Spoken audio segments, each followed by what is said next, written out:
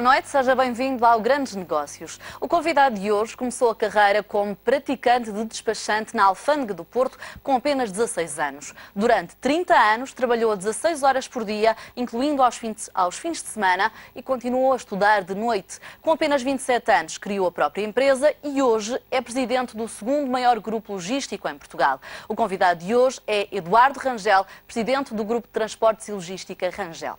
Muito boa noite, obrigada por ter aceito o nosso convite. Antes de mais, deixe-me dizer que nós temos o mesmo apelido, mas não somos da família. Exatamente.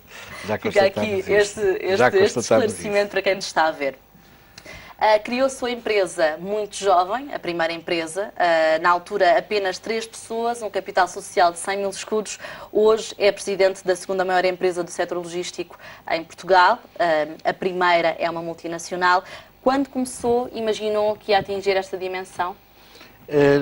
Bom, antes de mais nada, boa noite e obrigado pelo convite para estar aqui nesta entrevista. Eu, na verdade, quando comecei, estava longe de pensar até onde chegava, não é?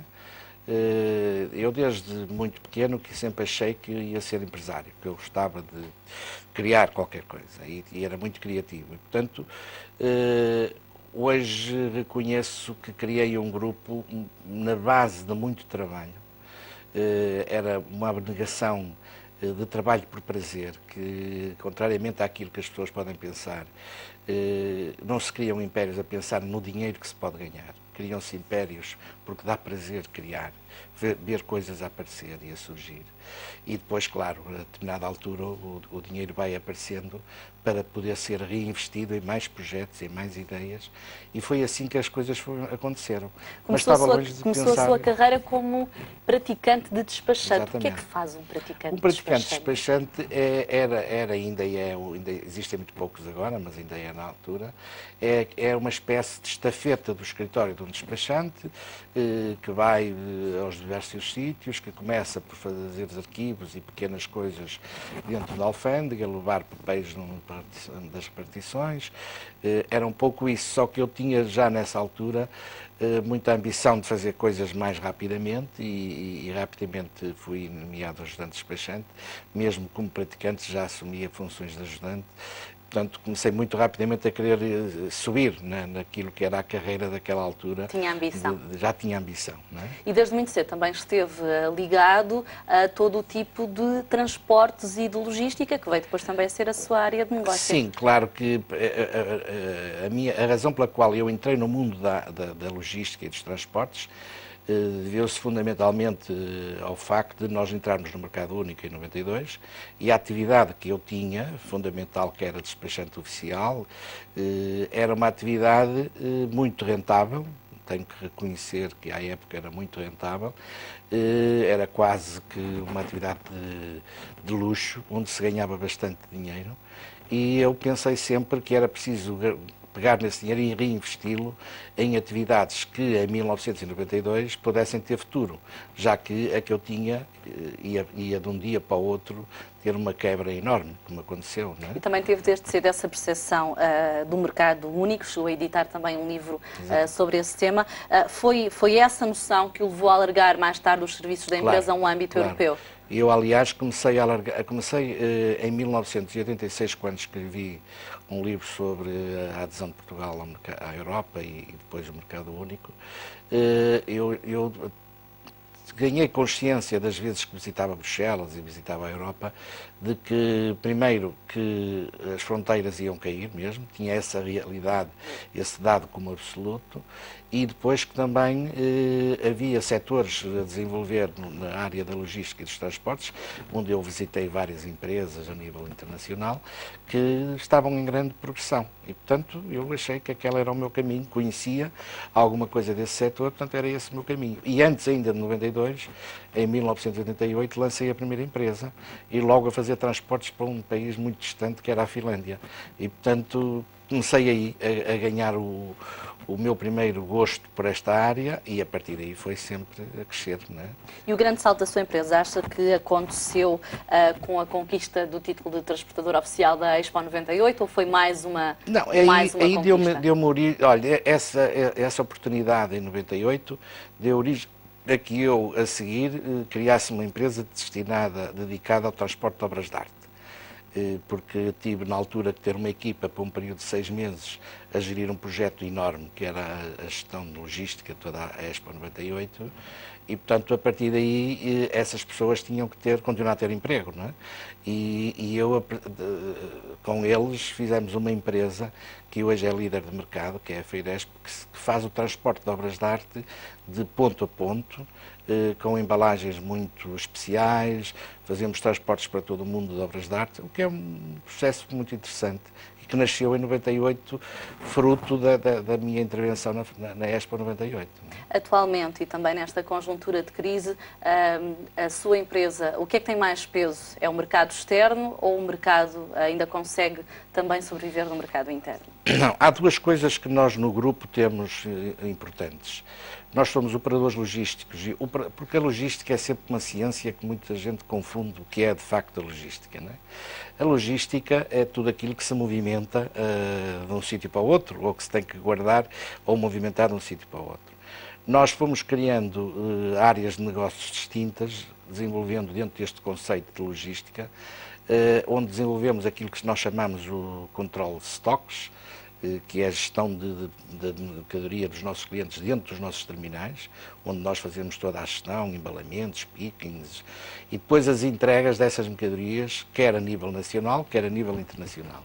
Depois fazemos também operações dentro de empresas, onde nós fazemos o aprovisionamento, desde o aprovisionamento das matérias-primas, à preparação das encomendas, à introdução na linha de fabrico.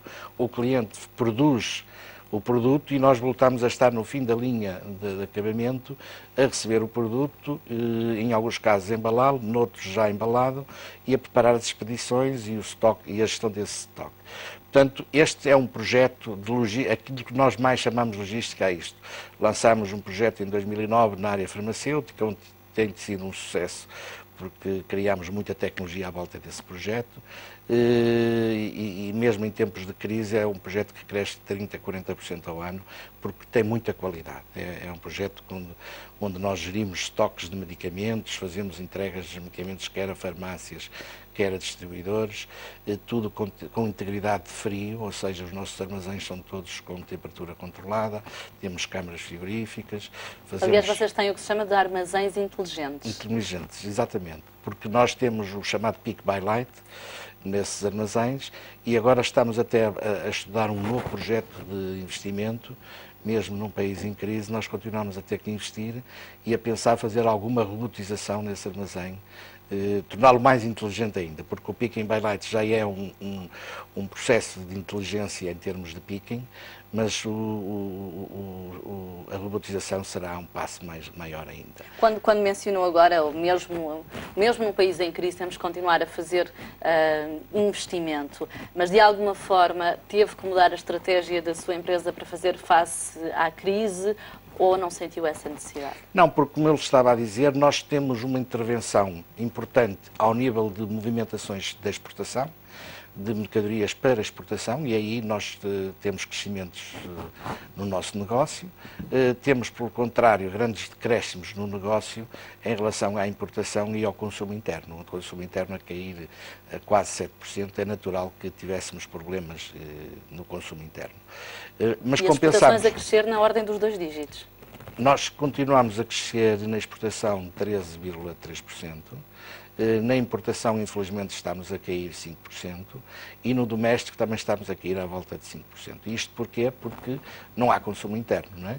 O que nós temos como vantagem é que, para além de termos iniciado o nosso processo de internacionalização em 2006, o que consideramos que foi muito a tempo de conseguirmos recuperar esse processo de internacionalização para nos começar a libertar meios financeiros nesta altura em que em Portugal as coisas são mais complicadas.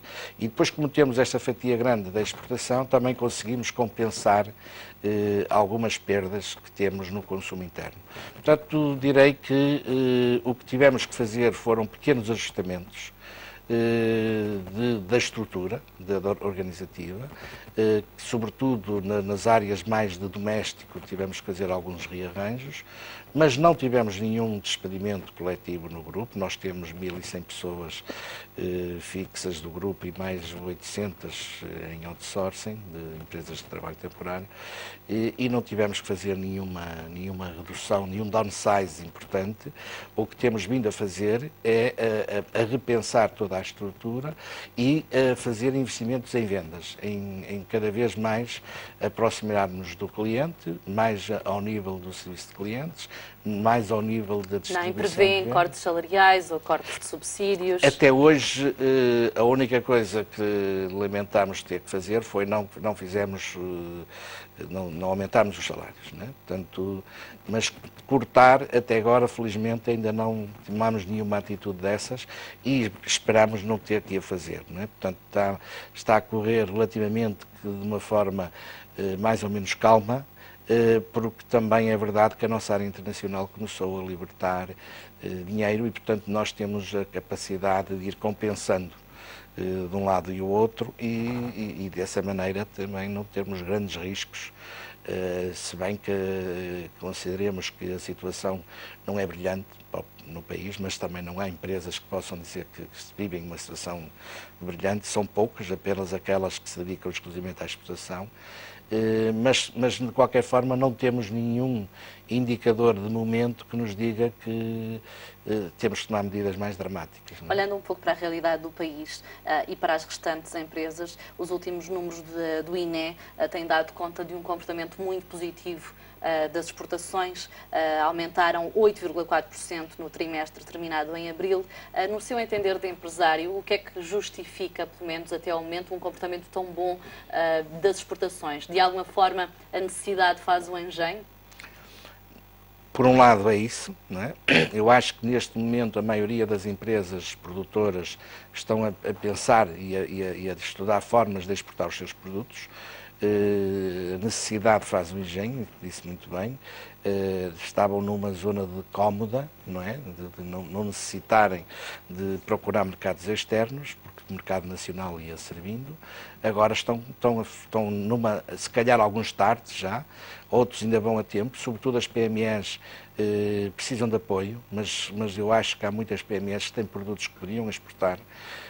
E algumas estão a conseguir penetrar-se nos mercados e a conseguir mostrar os seus produtos. E a taxa de sucesso na exportação de crescimento deve-se, por um lado, a isso. Por outro lado, é verdade que a exportação portuguesa tem crescido baseada muito, já não em setores tão pobres como eram anteriormente, não é só têxteis e calçado, embora se continuem a exportar bons têxteis e bom calçado. Como sabe, nós, em determinada fase, tivemos grandes complicações nos setores têxteis e sobretudo, no setor de calçado, e o que deu com que muitas empresas que estavam no setor de produtos de menor valor, acabassem por fechar, não é? Portanto, e hoje as que sobreviveram é aquelas que produzem muito valor acrescentado nos seus produtos. Mas acha que essa capacidade de exportação e de entrar em outros mercados e de diversificação está ao alcance da maioria das PME portuguesas ou apenas daquelas que têm capacidade de investimento? Olha, por um lado, acho que está próximo de muitas empresas, pequenas e médias empresas, se bem que há uma fase de investimento, embora pequeno, como viagens, como estar presente em feiras, etc., que aí o ICEP tem colaborado. E eu acho que deve continuar a colaborar e a puxar por essas empresas para participarem com os seus produtos em feiras, para tentarem abrir-lhes mercados nos países onde temos representações até do ICEP, ou junto agora dos nossos adidos comerciais nas embaixadas, que tem uma nobre missão, que é, no fundo, puxar por estas empresas para exportar os seus produtos. E eu acho que isso também está a acontecer. Portanto, é um conjunto de várias coisas que faz crescer a exportação. Se bem que, como sabe, no mês de maio, por exemplo, tivemos um abrandamento do crescimento e deve-se sobretudo ao mercado espanhol, porque o mercado espanhol compra-nos 23% da nossa exportação e a verdade é que e a razão pelo qual o mercado espanhol é tão importante é porque também foi muito mais fácil para as PMEs aproximarem-se do mercado espanhol. Era pegar no carro e ir à vizinha à Espanha. E, portanto, o que fizeram em relação à Espanha têm que fazer em relação a outros países mais distantes e continuar a investir fora da Europa, na exportação para fora da Europa, como ao Brasil. O Brasil é um grande país, embora tenha muitas barreiras à entrada, com impostos e com burocracias, mas é um grande país consumidor. Não é? Mas é possível para uma PME portuguesa entrar num mercado de uma dimensão como o asiático ou o indiano? Tem capacidade de produção para entrar no mercado dessa dimensão? Eu direi que no mercado asiático há países onde terá capacidade de entrada. Na verdade, precisa de uma estrutura de apoio para isso. As PMEs não têm grandes estruturas ao nível de gente que domine bem os negócios e as línguas e que sejam capazes de desenvolver essas estruturas. Mas o nosso governo tem aí um papel importante e eu acho que aí, através do ICEP, têm feito um bom trabalho. Têm continuado a ajudar e a apoiar as empresas que querem exportar, através de amostras de produtos e de feiras, e eu acho que vão no bom caminho. Portanto, o mercado asiático é um mercado que, como a China, por exemplo, que também está-se a tornar um mercado muito consumidor. É verdade que os portugueses já começaram a exportar para a China e vê-se pelas estatísticas que há grandes crescimentos, quer para a China, quer para o Brasil, acompanhados do histórico crescimento da exportação para Angola, que de facto deslumbra em termos da exportação. Quer dizer, a Angola continua a ser o grande cliente a seguir à Espanha, praticamente já ultrapassou a Alemanha. Mas uma PME que precise da banca para conseguir investir, aumentar a capacidade de produção aí é que reside o problema de que o financiamento para a compra de matérias-primas destinadas à exportação tem sido complicado. E as empresas exportadoras, sobretudo as PMEs, não têm meios fáceis para poder exportar, não é? Porque as matérias-primas, pois há aqui um síndrome que é o facto do país estar sob resgate, os fornecedores internacionais não confiam nas empresas portuguesas. Sentiu isso? Senti isso e toda a gente sente isso. Em que medida? Deixou de concretizar algum negócio? Nós, como Grupo Rangel, especialmente não, mas sentimos maior atenção dos nossos fornecedores que davam-nos créditos a 60 e a 90 dias, muito mais atentos agora ao prazo e a não deixar resvalar, não é?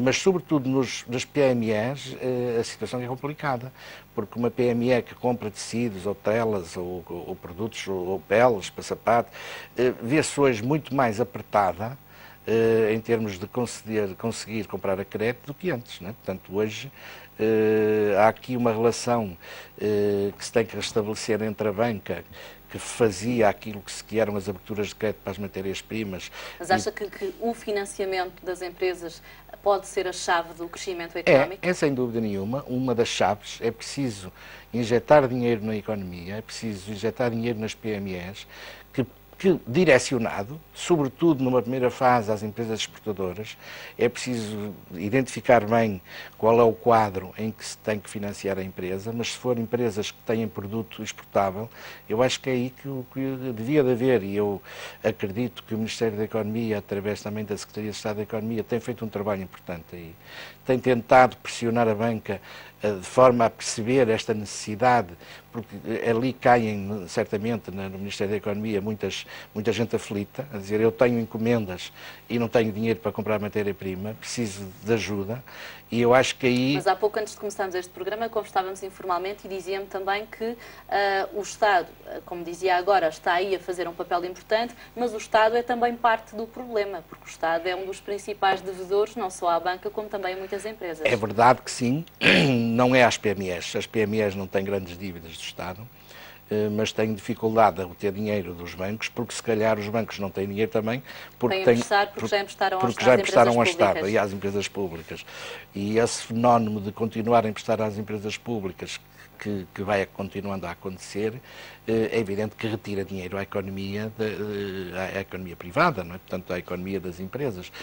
E isso, de alguma maneira, tem que ser reajustado, ou através de planos em termos da banca, que tenha planos específicos para a área da exportação, e com o apoio do Ministério da Economia, que tem que olhar para esses. Acha que as exportações vão ser suficientes para que Portugal regresse ao crescimento económico? Mesmo com o abrandamento previsto, com esta revisão em forte baixa que o Governo já fez? Eu acho que só temos, neste momento, pergunta-se muito como é que nós vamos crescer a economia, como é que vamos fazer crescer a economia. Só há esse caminho. Não é? Porque não vejo outra forma, não é aumentando o consumo interno que nós vamos resolver esse problema, porque para aumentar o consumo interno vamos ter que criar crédito ao consumo e crédito ao investimento público, que não temos condições, não é? Portanto, infelizmente, não há dinheiro, até direi ao nível mundial. Sustentado porque seria baseado em crédito. Exatamente.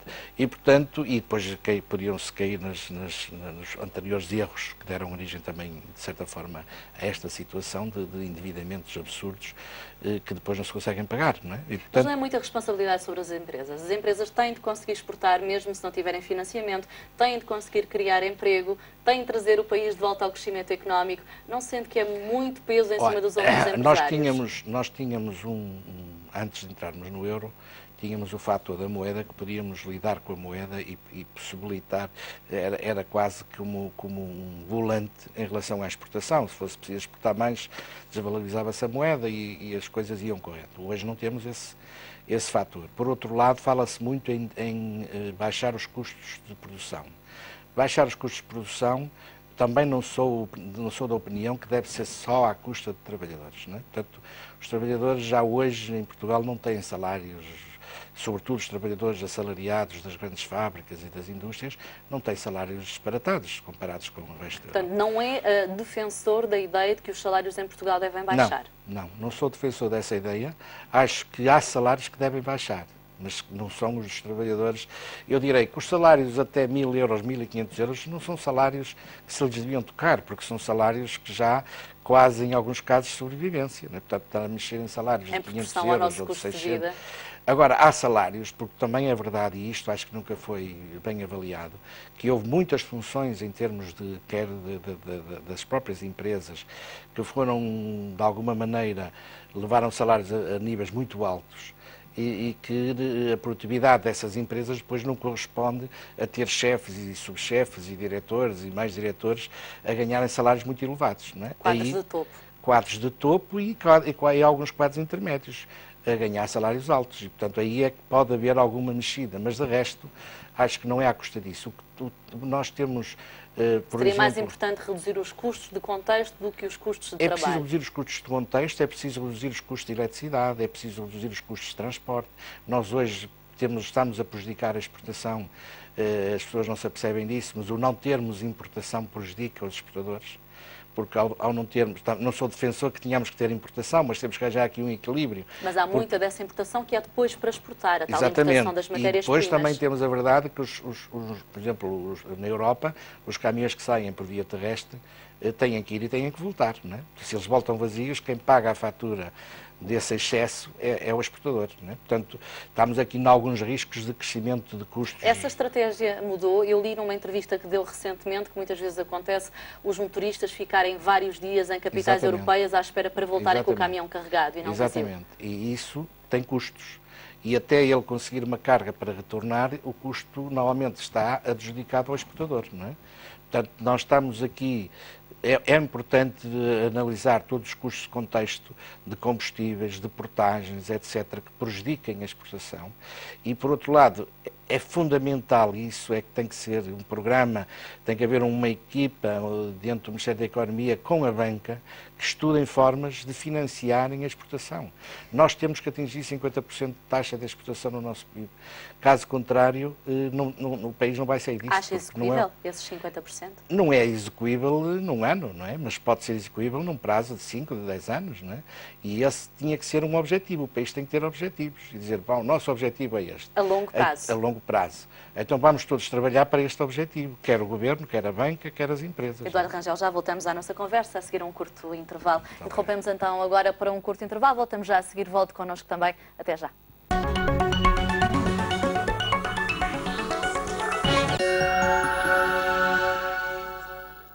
solução está no banco. Com o depósito de rendimento imediato, beneficie de uma taxa de juros de 4% TNB com pagamento antecipado de juros num depósito a prazo de 90 dias. Produto exclusivo para novos clientes para montantes entre os 1.000 e os 50.000 euros. Banif, a força de acreditar.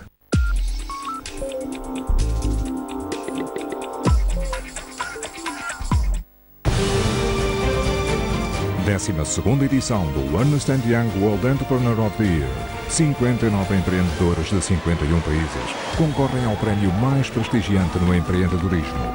Personalidades inspiradoras, histórias de sucesso, projetos que mudaram o mundo. Só um vai ser eleito o melhor empreendedor do mundo.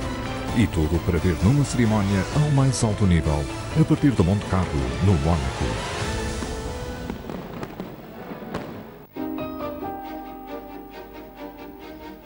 Tem direito a falar quem fala de direito. Todas as semanas, o Económico TV junta os protagonistas da justiça e passa à lupa o mundo que nos rodeia. Dos grandes negócios aos grandes processos, da economia às empresas. Passam pelo nosso estúdio os advogados, juízes e procuradores que o podem ajudar a compreender a realidade como ela é. Direito a falar, todas as semanas, no ETV. Os desenvolvimentos mais relevantes da economia e política internacional são debatidos por atores com uma opinião influente num mundo global e em permanente mudança. A atualidade impõe uma leitura rigorosa do efeito que tem na economia e do que a economia determina na construção do mundo. Negócios Estrangeiros, um programa fundamental para uma visão económica do país.